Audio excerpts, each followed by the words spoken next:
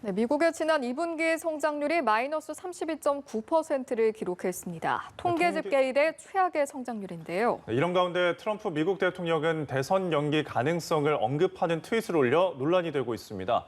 워싱턴 현지 연결해 자세한 내용 알아보겠습니다. 이경희 특파원. 네, 워싱턴입니다. 네, 먼저 코로나19 여파가 본격화하면서 미국의 2분기 성장률이 73년 만에 최악 수준을 기록했다고요. 그렇습니다. 오늘 발표된 미국의 지난 2분기 성장률은 역대 최악이었습니다. 코로나19 사태 여파가 본격화하면서 2분기 국내 총생산 증가율이 마이너스 32.9%를 기록했는데요. 코로나19 발병이 시작된 지난 1분기 마이너스 5%로 6년 만에 마이너스 성장으로 돌아선 데 이어 하락폭을 대폭 더 키웠습니다. 2분기 GDP 감소폭은 미 정부가 1947년 관련 통계를 집계하기 시작한 이후 최악의 기록으로 종전 기록인 1958년 2분기 마이너스 10%의 3배 이상이고 글로벌 금융위기였던 2008년 4분기 마이너스 8.4%보다는 4배 악화됐습니다. 이날 발표로 올해 1, 2분기 연속 역성장이 확인됨에 따라서 미국의 경기 침체 진입도 공식화됐습니다. 통상 GDP 증가율이 2개 분기 연속 감소하면 기술적 경기 침체로 분류됩니다. 네, 그런데 이 같은 발표가 나온 직후에 트럼프 대통령이 대선 연기 가능성을 언급하는 트윗을 올렸다고요? 성장률 발표와 연관이 있는 겁니까? 그렇습니다. 도널드 트럼프 미국 대통령은 코로나19 확산에 따른 우편 투표 확대로 부정선거가 될 가능성이 있다고 주장했습니다.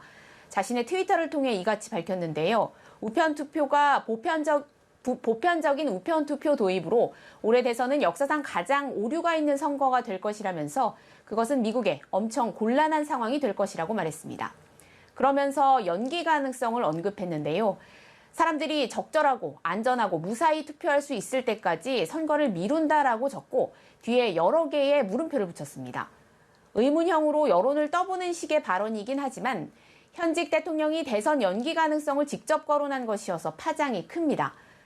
트럼프 대통령은 우편 투표가 이미 비극적인 재앙이 될 것이라는 게 입증되고 있다면서 민주당도 외국이 선거 개입을 할 수 있는 가장 손쉬운 방법이 우편 투표라는 것을 안다고 덧붙였습니다. 이곳 현지 언론들은 트럼프 대통령이 오늘 갑자기 그것도 성장률 발표 직후에 대선 연기 가능성을 언급한 건 아무래도 최악 성장률이라는 악재를 덮기 위한 일종의 국면전환 카드가 아니겠느냐는 관측을 내놓고 있는데요. 우편 투표가 부정선거의 온상이라는 점을 내세워 불안감을 조장함으로써 지지층 결집 수단으로 삼으려 한다는 분석입니다. 한편으론 향후 대선에서 패배할 경우 우편 투표를 불복의 명분으로 삼으려는 일종의 명분 축적용이라는 분석도 나옵니다.